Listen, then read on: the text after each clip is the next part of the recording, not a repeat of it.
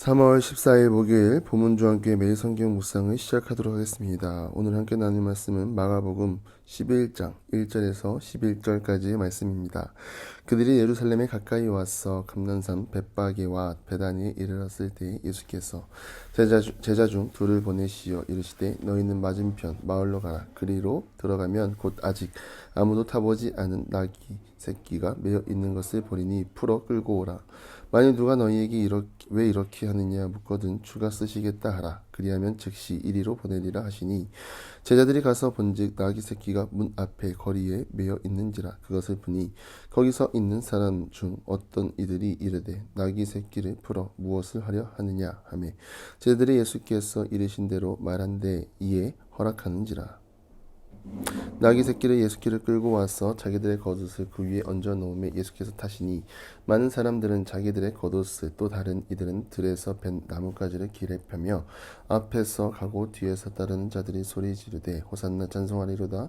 주의 이름으로 오시는 이여 찬송하리로다. 오는 우리 조상이 다윗의 나라여 가장 높은 곳에서 호산나 하더라. 예수께서 예루살렘에 이르러 성전에 들어가사 모든 것을 둘러보시고 때가 이미 저물매 12 제자를 데리시고 베다니에 나가시니라. 아멘.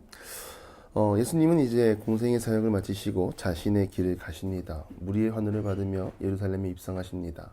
먼저 입성하기 위해 제자들에게 말씀하시죠. 건너편 마을에 가서 아직 아무도 타보지 않은 나귀 새끼를 끌고 오라. 만일 누가 왜 이렇게 하냐고 묻는다면 주가 쓰시겠다고 하라 말씀하시죠.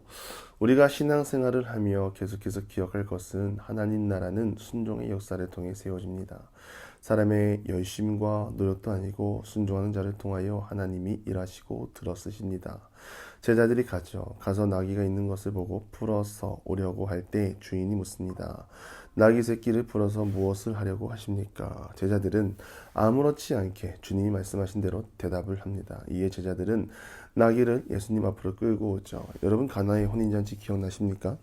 이 혼인잔치 중에 술이 떨어졌고 예수의 어머니는 포도주가 떨어졌다고 예수님께 말합니다. 이에 예수님은 나와 상관없는 일이라고 말하지만 하인들에게 6개의 항아리에 물을 담으라고 합니다.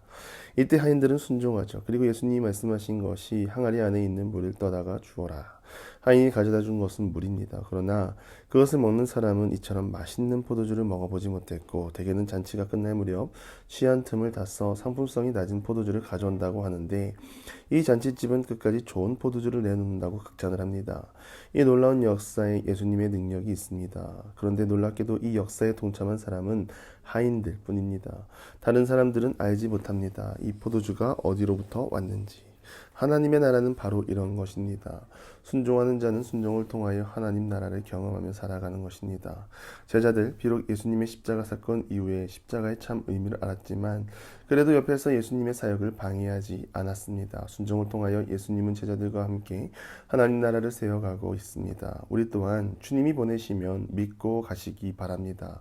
내 상황이 복잡하고 손해보는 게 많을지라도 우리는 주님의 뜻을 이루기 위해 사역에 동참하고 보내심에 동참하며 나가는 우리 모두가 되기를 바랍니다. 그런 신앙의 자세가 주가 쓰시기 위한 그릇으로 준비되는 것 아닙니까? 주가 쓰시겠다고 하면 우리는 기꺼이 내 것을 내어드려야 합니다. 우리는 주님께 쓰임받는 인생이 되기를 바랍니다. 쓰임받는 인생이 되기 위해 순종의 모습으로 나아가고 그 모습을 통하여 하나님의 나라가 확장되어지기를 소망하며 함께 힘쓰며 나아가는 우리 모두가 되기를 바랍니다. 제자들은 나귀를 끌고 왔고 자기들의 겉옷을 올려놓음으로 예수님이 나귀를 타실 수 있도록 준비했습니다. 그런데 예수님의 예루살렘 입성에는 숨은 의미가 있습니다. 사람들은 3년 동안 공생의 사역을 마치고 예수님이 드디어 로마에 선전포고를 하고 다윗과 같은 훌륭한 지도자로 이스라엘을 회복시킬 것을 기대하고 환호성으로 호산나 우리를 구원하소서 하고 있는 것이죠. 예수님의 예루살렘 입성은 과거 다윗 시대 왕으로 기름 부음 받고 왕이 즉위식을 하는 모습이 많이 닮아 있습니다.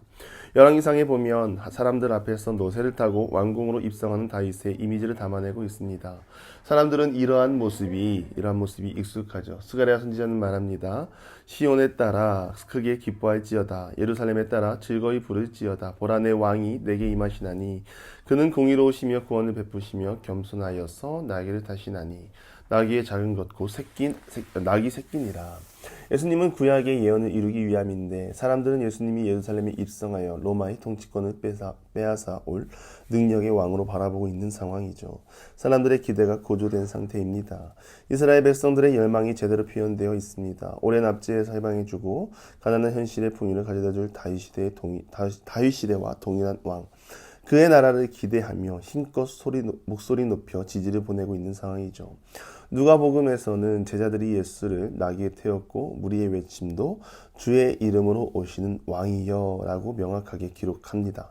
갈망하고 있다는 것이죠. 하나님의 약속이 이루어지기 바라고 공생의 3년을 토대로 했을 때 충분히 가능했고 이제는 지긋지긋한 삶의 현실에서 벗어나고 싶은 열망을 호산나에 잘 담아내고 있는 것입니다. 호산나, 이제 간청하오니 우리를 구원하소서. 사람들의 기대입니다. 그러나 예수님은 힘으로 왕으로 세움받는 것이 아니라 겸손과 고난과 십자가로 왕의 자리에 오르려고 합니다. 안타까운 것은 예수님의 평화를 아무도 모르고 예수님 옆에서 한 자리 차지하려는 현실입니다.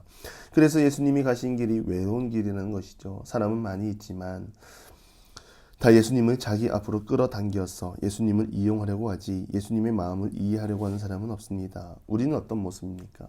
다시 오실 예수님을 기다리며 기대합니까? 기대하면서 나아가길 바랍니다. 예수님을 기대하는 이유가, 기다리는 이유가 내가 준비하고 있는 어떠한 사업이, 어떠한 계획이, 어떠한 목표가 예수님이 없으면 안 될 것 같다는 이유에서 예수님을 기다리고 이용하려고 하는 것은 아닌지요. 예수님은 이용의 대상이 아니라 순종의 대상, 우리의 마음을 들여 경배의 대상으로 바라봐야 합니다. 그럼에도 예수님은 홀로 그 길을 가십니다. 예수님은 이스라엘의 왕으로 오셔서 공의로 구원을 베푸시고 겸손하셔서 나귀를 타고 오실 것이라는 스가랴의 예언을 성취하십니다. 스가랴가 하나님이 기뻐하시는 성전을 세우는 메시아가 바로 자신이며 그것은 군사적이고 정치적인 사람이나 힘과 능력이 아니라 만군의 여호와께서 말씀하시되 이는 힘으로 되지 아니하며 능력으로 되지 아니하고 오직 나의 영으로 되느니라. 이 말과 같이 예수님은 이루실 것입니다. 성령의 능력으로 십자가의 섬김으로 친히 성전이 되시고 제물이 되시고 제사장이 되시고 왕이 되실 것입니다. 이처럼 하나님 나라의 승리는 힘과 권능이 아니라 겸손과 섬김을 통하여 이기는 것입니다. 스스로 높아지는 것이 아니라 십자가 위에서 죽으시고 승리를 선포하셨습니다. 이에 하나님 나라의 승리는 우리가 치열하게 싸워서 높은 자리에 올라가는 것을 말하지 않습니다. 겸손하고 온유한 모습으로 사람을 대하고 그 가운데 하나님의 사랑을 전하고 우리가 낮아지는 삶을 말하는 것입니다. 그것이 참된 승리입니다. 우리들의 삶이 이와 같기를 바랍니다. 세상은 힘을 말하지만 우리는 하나님을 말하고 십자가를 말하고 그 가운데 온전한 능력이 우리를 통하여 선포되어지고 또 주어진 삶의 자리를 통하여 하나님의 살아계심을 선포하며 나가는 우리 모두가 되기를 주님의 이름으로 간절히 축원합니다. 기도하겠습니다. 하나님, 어린아이와 같은 마음을 갖게 하시옵소서. 어린아이와 같은 순수한 마음으로 하나님을 바라보게 하시고 그 가운데 소망을 품고 나아갈 수 있도록 지켜주시옵소서.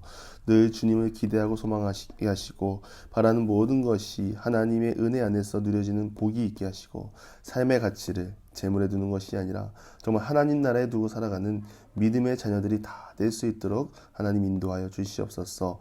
예수님의 이름으로 기도드리며 이제는 우리 구주 예수 그리스도의 은혜와 하나님의 극진하신 사랑하심과 성령의 감화감동 교통하심이 삶의 가치를 하나님 나라에 두고 또 주님 안에서 소망을 두고 살아가기를 소망하는 사랑하는 부문중학교의 모든 기도회 용사위에 이제로부터 영원토록 함께 하시기를 간절히 축원하옵나이다. 아멘.